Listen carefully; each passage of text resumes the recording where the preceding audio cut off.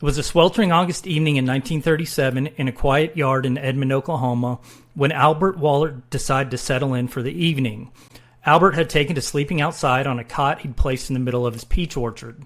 The United States was in the depths of the Great Depression, and people were poor, nowhere more so than in Oklahoma, where the Dust Bowl had led to massive crop failures, homelessness, and starvation.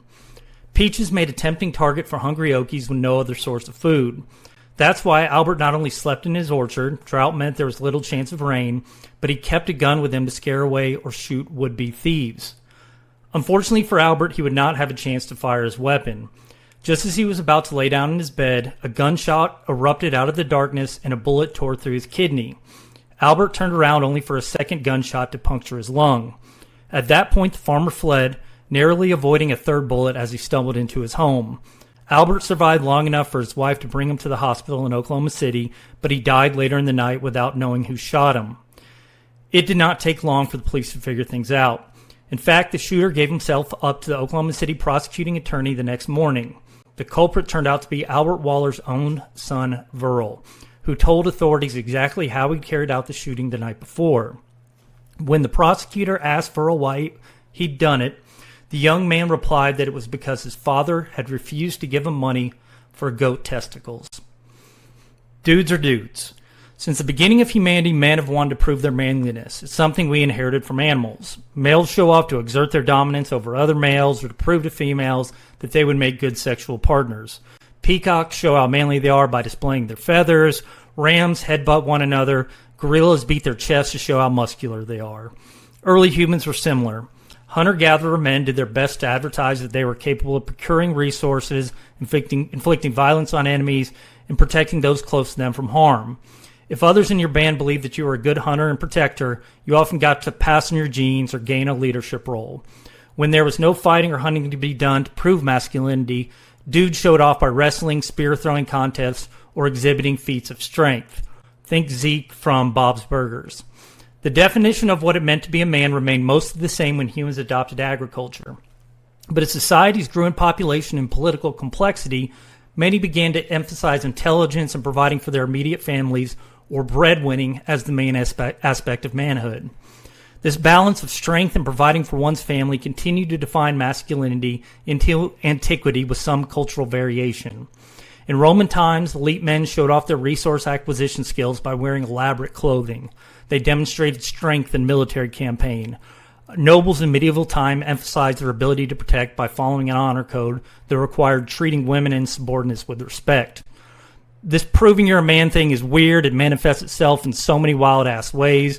The way I remember it is, the way I like to think about it is, when I was in the Navy, I was on a submarine, and, submarine has this weird reputation. And so the way that we would prove we're dudes and we're tough or whatever, and prove we weren't gay because that was the stereotype, you were gay, is to act as gay as possible. So we would get up close to one another. We'd punch each other in the butt. We would grab each other in the butt. It was so stupid. You would act gay to prove you weren't gay. Dudes just do stupid dude stuff to prove their manliness. I can't explain it.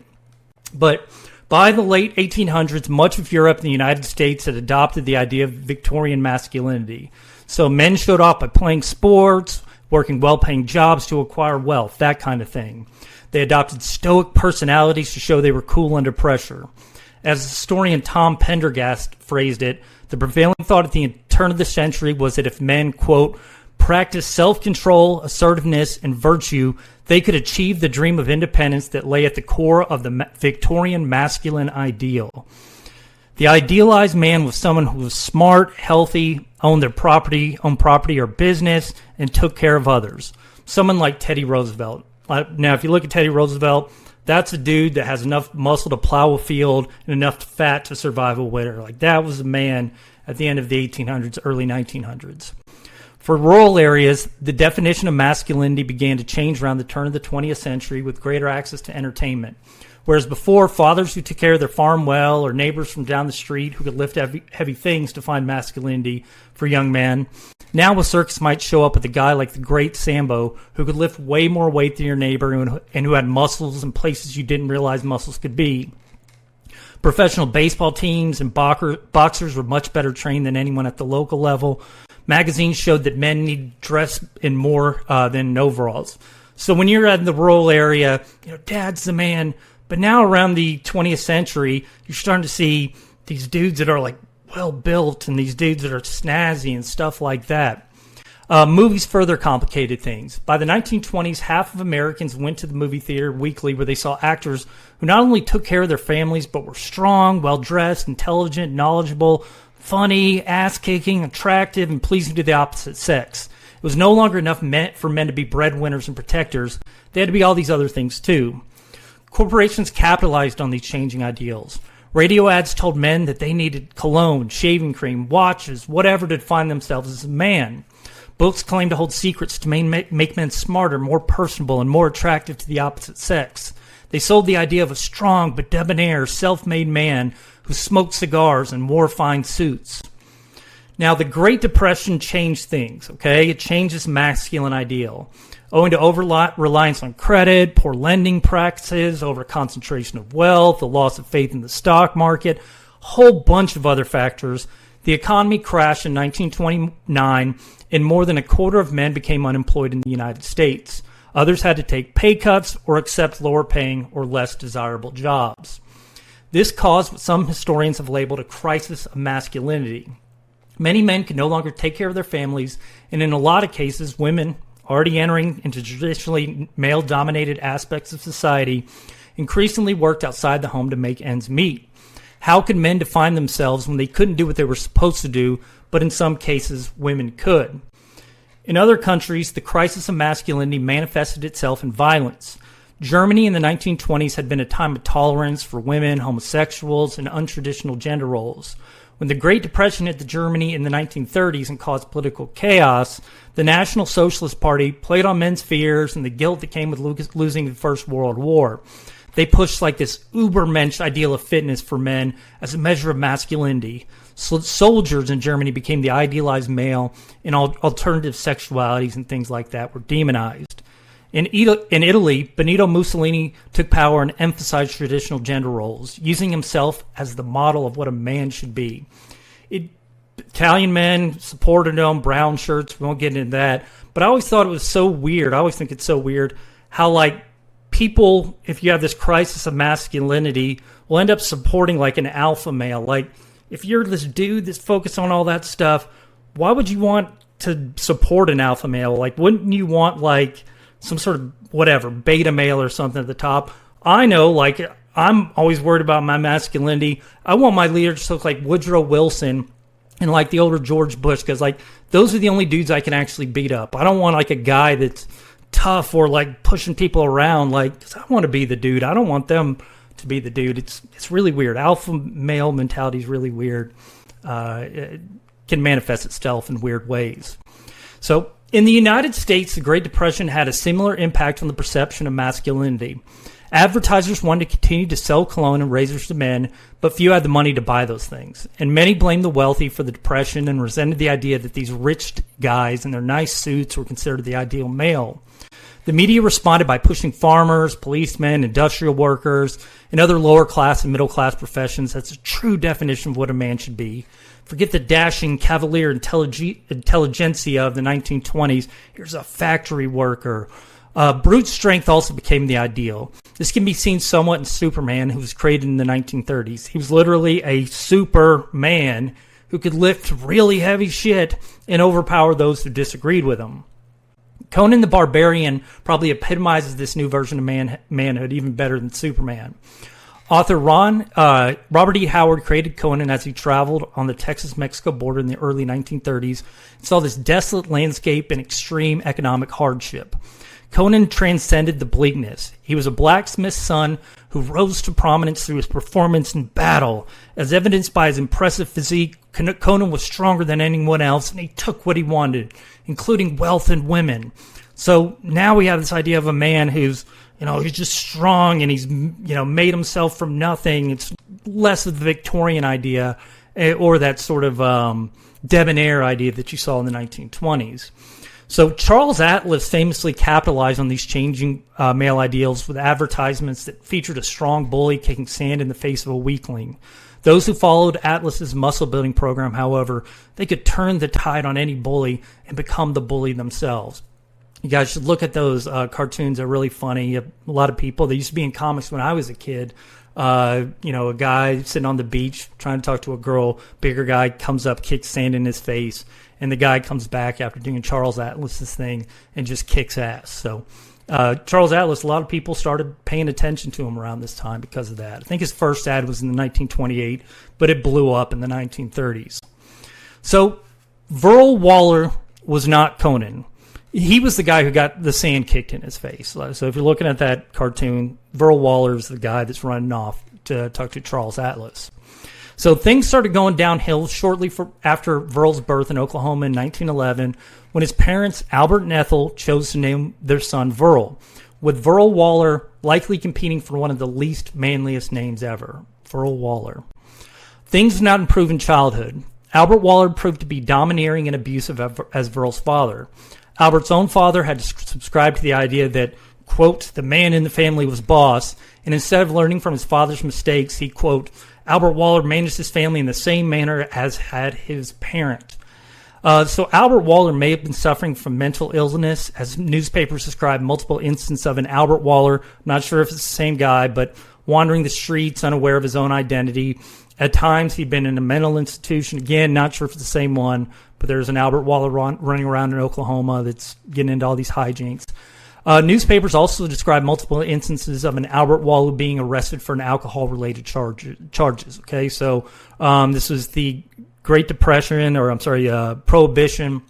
He was probably running it. He was a farmer who used his truck to ship farm products. Might have also shipped booze. And he might have been an alcoholic. It might have contributed to his domineering. This mix of insanity and strictness meant Albert sometimes slapped his family and used humiliation to get him to do what they wanted. Unfortunately for Verl, as the only male child born to Albert and Ethel, he bore the brunt of his father's abuse. His older sister, who suffered from partial paralysis, and his younger sisters, they weren't entirely spared from the mistreatment, though. Verl later remembered Albert going on political rants about Mussolini and Hitler. It's unclear if he was railing for or against the dictators, but Verl became convinced that his father, quote, wanted to be dictator of the world, but when he failed in this, he became dictator of his family. So things aren't going good for Verl on the dad front. On the other hand, Verl's mother, Ethel, babied him. They rarely argued, and his mother regarded him as her good boy. Verl's aunt called him, quote, a model youth, especially devoted to his mother.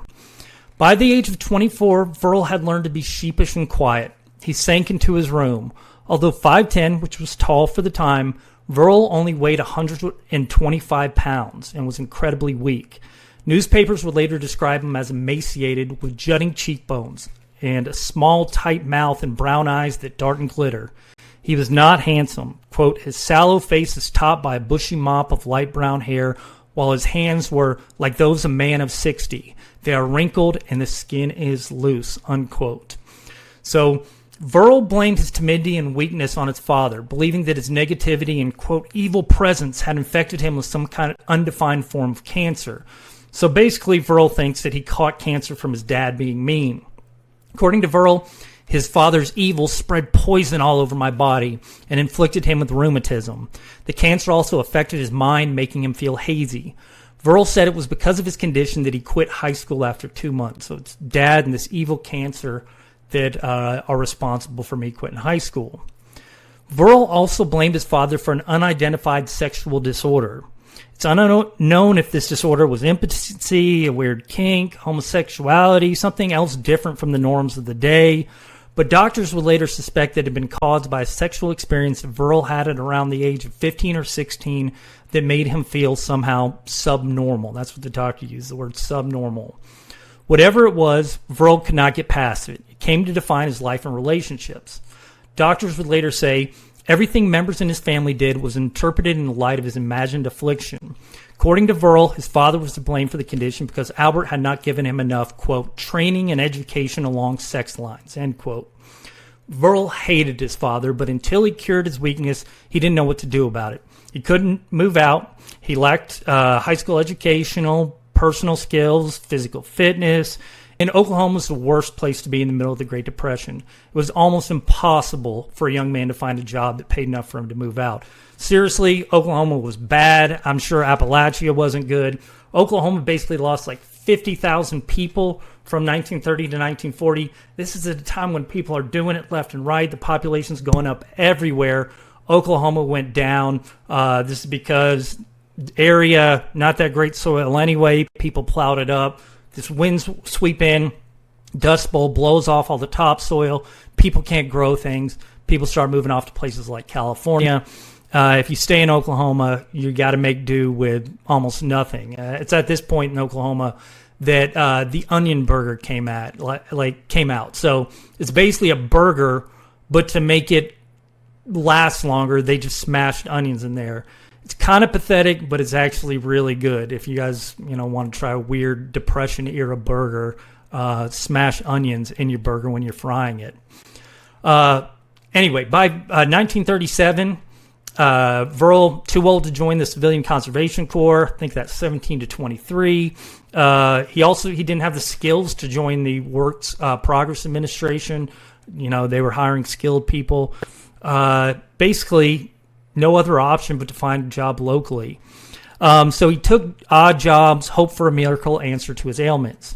In 1935, the 25-year-old Waller, that's how old he was at the time, worked as a waiter at the Wide Awake Cafe in Edmond.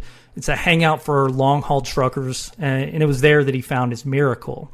While changing the station on the radio, he picked up a station broadcasting from Mexico, carrying a radio show hosted by Dr. John R. Brinkley. Okay, so this is broadcasting out of Mexico, makes its way up to Oklahoma, where Verl hears about it. Okay, Brinkley came from a long line of charlatans and snake oil salesmen who made money by promising get manly quick schemes. Ancient shamans were probably the first male enhancement salesmen because many cultures, probably all cultures, they claimed that gods would grant strength and sexual prowess in exchange for prayers and sacrifices.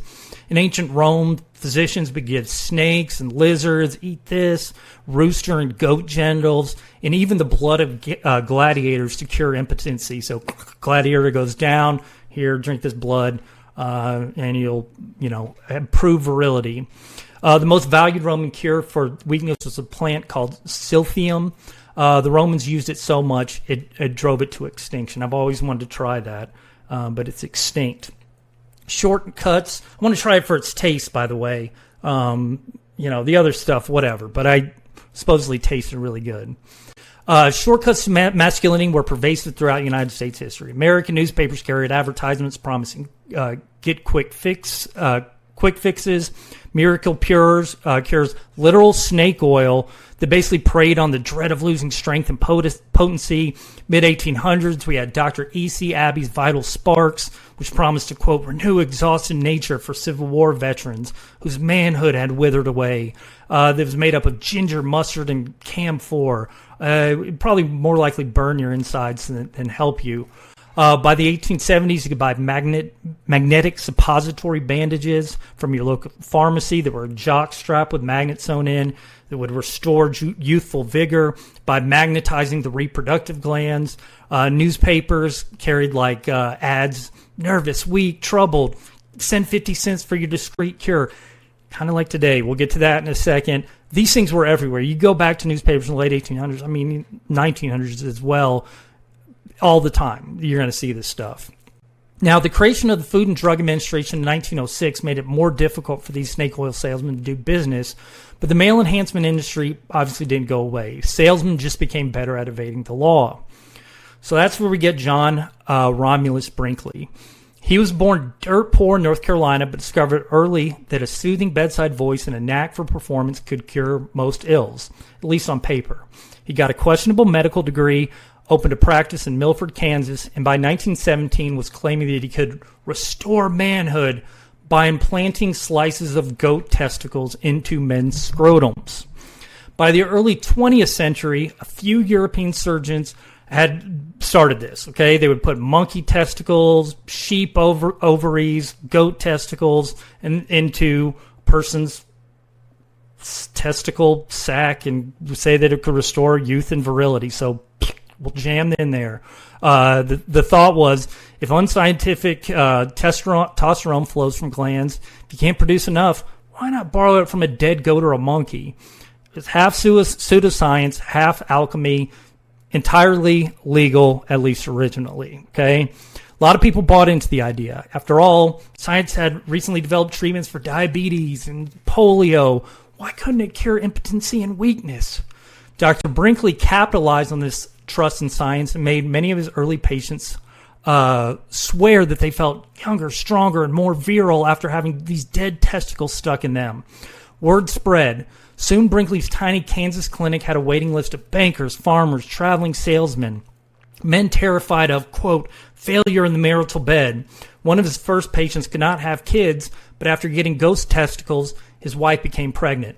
By the way, I can't guarantee this, but I'm almost certain that the goat testicles had nothing to do with that. My guess is that guy comes home, hey, honey, I've got goat testicles. She looks at the disaster going on in his pants, goes to the neighbor. That's his kid, not the guy's kid, but I don't know for sure. So anyway, basically, in those who were saying that like they were experiencing stronger stuff like that, that was placebo. We all know what placebo means. They heard that it's what it was supposed to do, so that's what they concluded. This was a conclusion of the American Medical Association, whose members began investigating Brinkley in the 1920s. They determined that goat testicles were not adding testosterone or vigor. Didn't do anything. The men's bodies were absorbing them as they would any other foreign organic matter. After gathering evidence, the AMA began attacking Brinkley as a quack. The doctor countered not with science, but with radio waves. He built one of the most powerful independent radio stations in the country, KFKB, Kansas First, Kansas Best.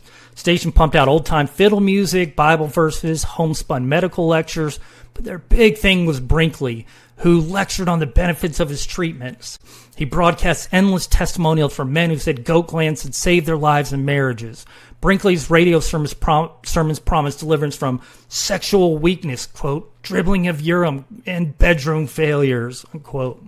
It worked. Brinkley got rich enough to build a vast compound, and he even ran unsuccessfully for governor of Kansas twice.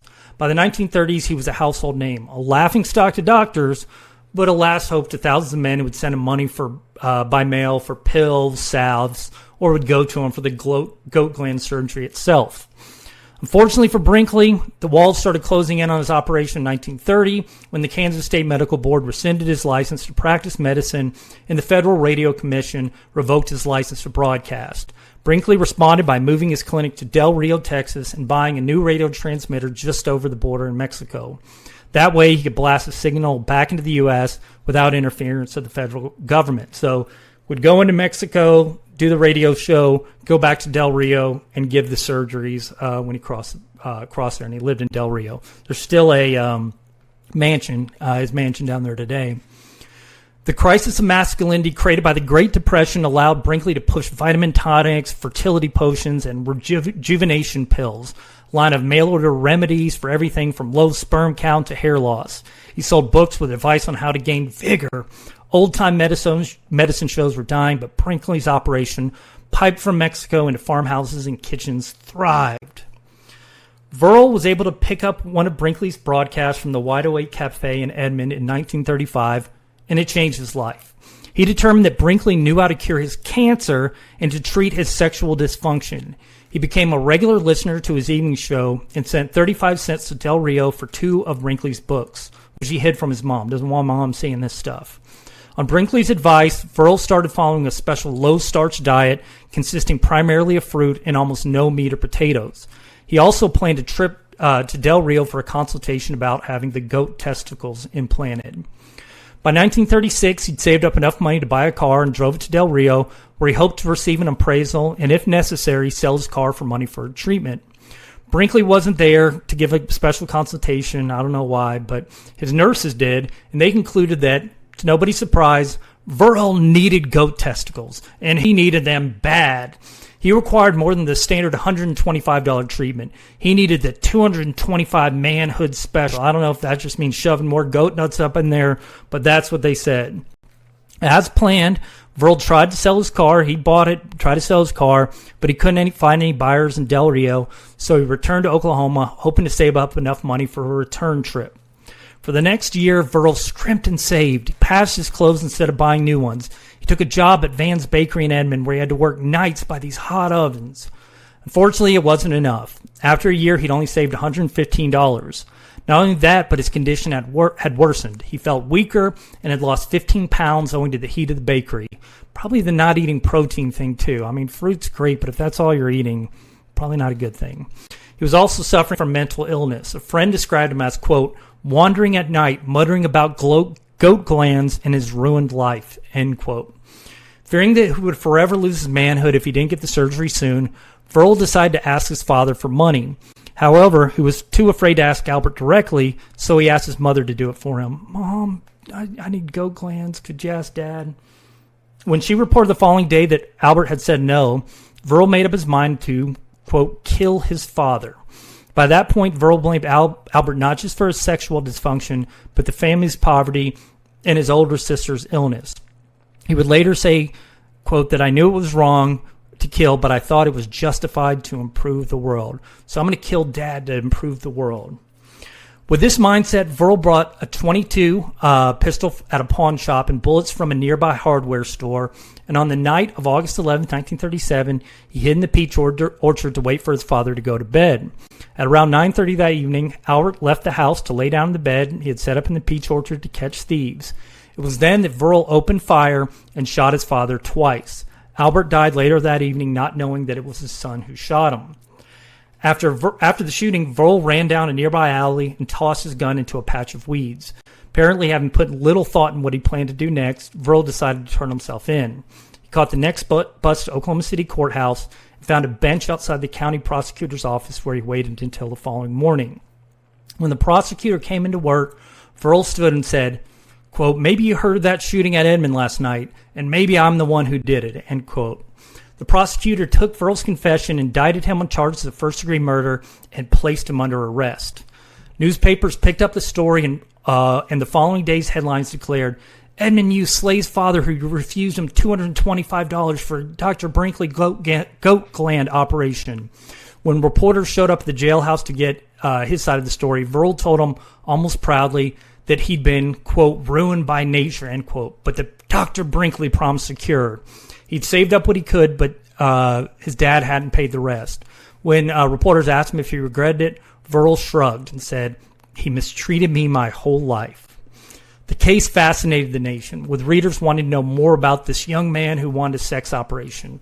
A supposed endocrinocriminologist wrote in the case for Official Detective Stories, a pulp magazine that was a combined precursor to both Playboy and true crime documentaries. So, like, it carried tawdry stories and involved women, sex, violence, and a lot of times a combination of all three. An advertisement for the November 15th, 1937 issue promised readers angles to the case you never dreamed existed.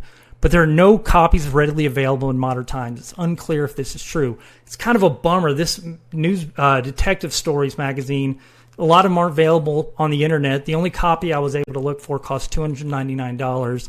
I don't think it would have added anything to new to the case, but maybe there's some other secret in there. After burying her husband, Ethel procured an attorney for her son, perhaps giving credence to Verl's claims that Albert had been abusive, so his mom's helping him out. The lawyer, a family cousin, initially tried to have Verl's confession thrown out as evidence, but when that failed, he encouraged Verl to plead insanity, hoping to have Verl sent to a mental institution instead of prison. At the jury trial in November 1917, doctors testified that Verl suffered from systematized illusion. His conditions stem from emotional poverty, which caused paranoia, and dementia praecox. I don't know if I'm pronouncing that right. So he had this sort of dementia and paranoid. If he had not killed his father, he would have likely killed his mother. They believed that Verl was insane. The jury agreed, saying that he could not stand trial due to mental illness. Sheriff's deputies led Verl in shackles to the Central Oklahoma State Hospital in Norman. One of his guards reported that Verl asked for a Bible and a radio. Supposedly, he, quote, he wanted to hear Dr. Brinkley again, as the deputy later told the press. So he wouldn't have the chance. The Verl case was one of many negative public stories regarding Brinkley's operation. The Oklahoma City Times reported on Verl's case in screaming headlines, while the American Medical Association renewed its warnings about dangerous gland operations and worthless radio prescriptions. Brinkley's defenders scoffed. Verl Waller, they insisted, he's a nutcase.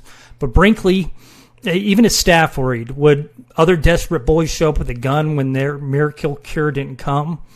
Under pressure from the United States, Mexican government finally shut down Brinkley's radio station, as well as these other stations that ran out of Mexico, stuff like psychics, shamans, spiritualists, that type of thing. So federal investigators also compiled evidence that Brinkley's mail-order operation defrauded customers and violated postal laws. Lawsuits piled up, and Brinkley lost some $3 million in lawsuits, forcing him to sell off most of his possessions and his medical practice. Onset of diabetes and 3 heart attacks made things worse. Final heart attack in 1942 ended his life. So, of course, the get quick fixes to manhood didn't die with Brinkley. In the 1950s, small-time newspapers were stuffed with ads for Viriloids and Vitatoids, pills that mixed like B12 with caffeine and desiccated animal glands. They continued to sell that stuff as supplements. In the 1960s and 70s, ads offered penis pumps, mail order, whatever. 90s, we saw natural enhancement pills with hemby bark, ground up animal testicles, stuff like that. 1990s, one of the ones I remember is Jimmy Johnson, this guy that brought the Cowboys 3 Super Bowls, and for some reason he did a penis enhancement thing. Like, Jimmy Johnson, you made plenty of money, you don't need to do this. But anyway, today we have low-T clinics on strip mall corners, Instagram influencer, they're hawking things, testosterone shots, all this different stuff, alpha status for $100 a month, we do regulate this stuff a little bit better, but the story's kind of the same. Something's wrong with you as a man, give us money and we'll fix it. So what happened to Verl Waller? Okay, after being found guilty or not guilty of insanity, he was sent to the Central Oklahoma State Hospital, where he spent the next year. So, unfortunately, the hospital was poorly funded. And it's interesting because one of the doctors is complaining to the Oklahoma State legislature, hey, this thing's terrible. And he looks at Verl and says, I can't treat this kid right. This is an example of why we need additional tax revenue to treat kids like this. Apparently, one of the things the facility lacked was guards, because in November 1938, Verl escaped. He ran out of the hospital. But he's not very good at escaping because it only took 3 days for doctors to track him down. He went to his mom's to hide. So, they showed up. He's probably under his bed or something. Back to the hospital with you. So the 1940 census shows that Verl spent at least the next 2 years at the state hospital. But he's out before the end of the decade. I don't know when he gets out, but he's out by the end of the decade. Now, Oklahoma prosecutors, and I don't know how the legalities of this work, but they'd said that if he gets out of the hospital, they were going to try him for murder. So if he's sane, then we're going to try him. That doesn't appear to happen. Okay, I don't know why they were saying that or if that was possible, but it didn't happen. Instead, like a lot of Okies, Verl moved to California, where he took a job as janitor at the University of Southern California. It appears that he solved his manhood issues somewhat, or at least enough to find a partner, because in 1949 he married Velma Verna Naylor. That marriage ended sometimes later, and Verl married a woman named Pearl, but they also got divorced in 1983. So something happened with his first marriage, then he got remarried, then he got divorced. So maybe manhood issues persisted. I don't know. Newspapers, government documents are quiet about Verl's life in California, except that he apparently became a hell of a bridge player. So he moved to Vallejo, California in sometime 1950s, 1960s, and newspapers are always going on about him, top 3, top 5, and stuff like that, especially late 1960s, early 1970s. One of the best Vallejo, California bridge players one could imagine. Now, that brings up a fun little final footnote about Verl. So, true crime enthusiasts enthusiasts might notice that Verl lived in Vallejo at the same time the Zodiac killer was active in the town. Okay, so one of the Zodiac's crimes was in Vallejo, others San Francisco, but it was that area. Doesn't necessarily say that this Zodiac was from Vallejo, but he was there. So Zodiac killed with a .22, was roughly the same height as Verl, and some psychiatrists think that he suffered from some sort of sexual dysfunction, and that's the reason he's doing these killings, okay?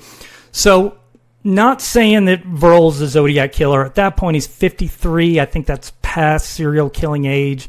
Although he did write into the same paper at one point about agriculture that Zodiac would later write to about his killings. And also, Vallejo only had a population of 35,000 men. Of those, how many have a murder record? Maybe 20. Should we consider Verl a suspect? I don't think so. Unfortunately, I doubt old Verl had the mental fortitude to be the Zodiac. Zodiac was really smart. Again, I think he'd be a little bit too old by that time. Frankly, I don't think he had the balls to pull it off. Verl died in 1996.